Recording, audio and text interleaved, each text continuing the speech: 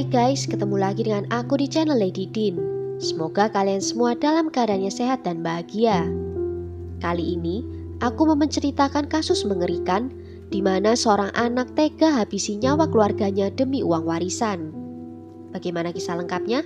Tanpa basa-basi lama-lama, kita langsung masuk ke ceritanya ya. Sebelumnya, jangan lupa untuk subscribe dulu channel ini dan nyalakan lonceng notifikasinya supaya kalian tahu video terbaru dari aku.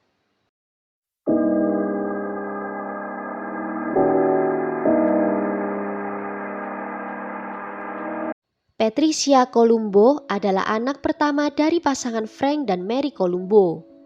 Dia lahir pada tanggal 21 Juni 1956. Dia adalah biji mata ayahnya dan pusat dunia dari ibunya. 6 tahun kemudian, adik laki-lakinya yang diberi nama Michael lahir ke dunia. Meskipun beberapa orang akan mengatakan kalau Patricia selalu tampak penuh kasih terhadap adik laki-lakinya, namun yang lain akan berkata kalau dia cemburu dan benci terhadap perhatian yang diberikan ayahnya kepada putra satu-satunya. Pada saat Patricia masih remaja, dia tumbuh sangat cantik dan menarik perhatian. Baik anak laki-laki maupun perempuan tidak bisa menahan pandangan mereka. Namun dia tumbuh menjadi anak liar yang suka memberontak dan tidak terkendali. Itu membuat Patricia akhirnya putus sekolah di usianya yang masih 16 tahun. Dan sejak itu dia menjadi semacam pencuri, suka mencuri uang tunai dan kartu kredit dari orang tua dan teman-temannya. Pada hari Kamis di tanggal 6 Mei 1976, sekitar pukul 2 siang, seorang petugas menanggapi laporan kendaraan yang mencurigakan. Sebuah mobil Thunderbird berwarna merah marun tampaknya telah ditinggalkan begitu saja di jalanan. Mobil itu memiliki stiker Elk Grove Village di jendela depannya yang telah dihancurkan. Tidak ada roda dan kunci kontak di mobil itu.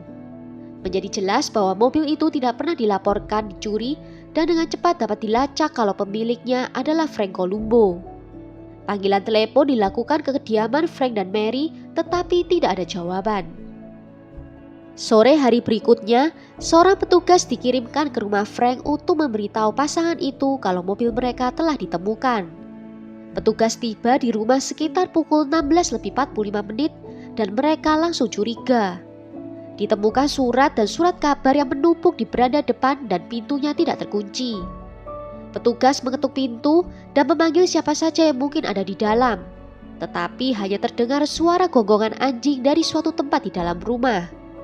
Petugas melangkah kembali ke mobilnya dan menelpon melalui radio untuk meminta bantuan. Petugas memutuskan untuk berjalan di sekeliling bagian luar rumah sementara dia menunggu patroli lain untuk tiba. Dia mencatat bahwa tidak ada mobil di jalan masuk atau di garasi. Semua jendela dan pintu lainnya juga tampak aman. Tampaknya tidak ada yang salah dari luar. Ketika petugas cadangan tiba, keduanya memasuki kediaman Columbo secara bersamaan. Petugas dengan cepat menemukan Frank Columbo yang berusia 43 tahun terlebih dahulu. Dia berada di ruang tamu berbaring telentang dikelilingi pecahan kaca. Sebuah kap lampu berdarah tergeletak di dekatnya. Dia jelas telah mati selama berhari-hari. Dengan insting siaga tinggi, para petugas mulai memasuki lebih dalam ke dalam rumah. Mereka selanjutnya menemukan Mary Columbo yang berusia 40 tahun. Dia berbaring telentang di tangga tepat di luar kamar mandi. Dia memiliki luka tembak tepat di antara matanya dan luka 1 inci di tenggorokannya. Para petugas setuju bahwa mereka sudah cukup melihat TKP yang mengerikan dan segera memanggil unit investigasi. Namun mereka tetap mengamankan tempat kejadian dan menunggu penyelidik untuk tiba. Sekitar pukul 5 sore, penyelidik Raymond Rose tiba di tempat kejadian. Dia pertama kali melihat tubuh Frank dan Mary Columbo. Dia mencatat kalau Mary masih mengenakan cincin berlian yang agak besar di jarinya dan dompetnya pun juga masih ditemukan di rumah. Penyelidik juga mengamati ada 4 gigi manusia yang tergeletak di antara puncak tangga dan di dinding. Melanjutkan penyelidikannya, penyelidik datang ke kamar tidur dari Michael dan melihat dia berbaring telentang di lantai dengan kepalanya berdarah dengan apa yang tampak seperti luka tembak. Wajah, leher, dan dadanya penuh dengan banyak luka tusukan. Sepasang gunting berlapis emas dengan bilah bersilang ditemukan di mejanya. Dan piala bowling berdarah tergeletak di lantai di samping tubuhnya. Penyelidik menyimpulkan kalau kasus kali ini adalah kasus pembantaian keluarga. Dia juga menyadari kalau ini bukanlah upaya perampokan. Penyelidik melihat harta di rumah itu tidak tersentuh. Ada perangkat televisi, peralatan stereo, kamera, dan senapan dibiarkan tanpa gangguan. Ada juga berangkas yang berisi hampir $5.000 uang tunai yang bahkan tidak dirusak. Jendela semua aman dan semua kecuali pintu depan tetap terkunci rapat. Namun ada satu hal yang hilang, yaitu putri pertama dari keluarga itu, Patricia Columbo yang berusia 19 tahun, tidak diketemukan di bagian rumah manapun. Di luar rumah, sebuah pisau berukuran 9 inci ditemukan tergeletak di samping beranda depan dan sebuah pisau stik ditemukan tergeletak di dekat taman batu. Raymond mengirim seorang petugas untuk menemukan Patricia dan memintanya untuk membawa ke stasiun untuk beberapa percakapan. Kepala pemeriksa medis melakukan otopsi pada tubuh keluarga Columbo pada tanggal 8 Mei. Tubuh Frank yang pertama kali ditemukan menunjukkan adanya bekas luka tidak teratur dari benda tumpul. Frank juga ditembak 4 kali di bagian kepala dan di wajahnya. 4 giginya juga dicabut dari dalam mulutnya. Sedangkan istrinya tewas seketika karena 1 luka tembak tepat di antara matanya. Putra mereka juga tewas dengan cepat dari 1 tembakan senjata yang ditembakkan ke kepalanya dari jarak yang dekat. Dan dia juga dipukul dengan alat berat, kemudian ditikam lebih dari 80 kali di dada dan di lehernya. Pemeriksa medis mencatat kalau luka tusukan di tubuh Michael adalah dangkal dan menyatakan kalau itu mungkin dilakukan oleh seorang wanita. Dan dia memperkirakan waktu kematian antara jam 11 malam pada tanggal 4 Mei sampai jam 1 dini hari di tanggal 5 Mei. Di saat yang bersamaan, Departemen Kepolisian menemukan jejak tangan di dashboard dan di bagasi mobil. Jejak itu berasal dari tangan kiri seseorang yang tidak meninggalkan jejak jari telunjuk kirinya. Patricia Columbo tiba di kantor polisi beberapa jam setelah menerima berita mengerikan kalau orang tua dan adiknya telah dibunuh secara brutal di rumah mereka sendiri.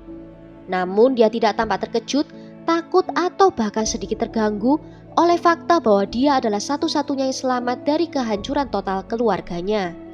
Sebaliknya dia tiba dengan semua jawaban atas semua pertanyaan yang belum ditanyakan oleh detektif. Dia menjelaskan bahwa tanpa sepengetahuan siapapun, ayahnya memiliki ikatan yang kuat dengan mafia Chicago dan menjalankan bisnis untuk mafia di belakang toko suku cadang mobil tempat dia bekerja. Dia menjelaskan bahwa mungkin mafia itu yang telah menghabisi nyawa keluarganya. Sementara petugas menyadari penampilan Patricia terlalu provokatif, menggoda secara terbuka dengan petugas polisi laki-laki. Seakan-akan mengabaikan kejahatan seolah-olah sudah terpecahkan. Ketika para detektif dengan patuh melakukan wawancara awal mereka membuat catatan mental tentang sikap tenang Patricia. Dia terlihat ceria, genit dan menceritakan kisah-kisah mafia dan koneksi mafia yang dipikirkan dengan baik, yang membuat detektif malah jadinya mencurigai dia. Dalam penyelidikan berikutnya, detektif mengirim seorang perwira muda untuk menghadiri kebaktian pemakaman keluarga Columbo. Terlihat Patricia bersama pacarnya, yang seorang pria tua bernama Frank DeLuca, yang ternyata hubungan mereka itu tidak disetujui oleh orang tuanya Patricia. Namun Patricia juga sempat menggoda polisi muda yang tampan, dan selanjutnya dia secara verbal melawan saudara laki-laki dari ayahnya untuk mengkremasi jenazah keluarganya secepat mungkin. Sebuah keyakinan yang tidak akan pernah disetujui oleh keluarga Katolik seumur hidup. Pada tanggal 12 Mei, Patricia dan Frank dimintai sidik jarinya. Diketahui kemudian kalau Frank kehilangan jari telunjuk di tangan kirinya. Dan pada tanggal 14 Mei, para detektif berbicara panjang lebar dengan Lanyon Mitchell yang seorang penjual mobil yang juga berteman dengan Patricia. Dan Lanyon mengatakan kalau Patricia menceritakan kepadanya keinginannya untuk menghabisi nyawa orang tuanya. Dan Lanyon menawarkan dirinya untuk melakukan itu seharga $20.000. Menurut Lanyon, Patricia menelponnya beberapa kali sepanjang Oktober tahun lalunya, ingin tahu kapan dia akan melakukan rencananya. Dan pada bulan November, Patricia menuntut untuk mengetahui tanggal pastinya dan memerintahkan rencana itu dilakukan sebelum liburan Natal. Patricia juga mengatakan kalau uangnya akan dibayarkan setelah polis asuransi keluarganya sudah cair. Sementara itu, Patricia menawarkan untuk tidur dengan kedua pria itu untuk menenangkan mereka dan membuat mereka setia pada misi mereka.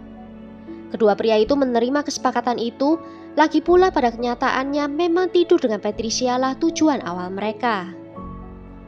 Bosan menunggu teman-temannya untuk menindaklanjuti kesepakatan mereka, Patricia dan pacarnya memutuskan untuk mengambil tindakan dan melakukan rencana itu sendiri. Pada tanggal 4 Mei 1976, mereka menyelinap masuk ke dalam rumah dan menghabisi nyawa keluarga Patricia. Beberapa hari kemudian, Patricia ditangkap dan didakwa dengan 3 tuduhan pembunuhan berencana tingkat pertama. Juri memvonis Patricia Columbo dan Frank De Luca masing-masing divonis 200 hingga 300 tahun di penjara.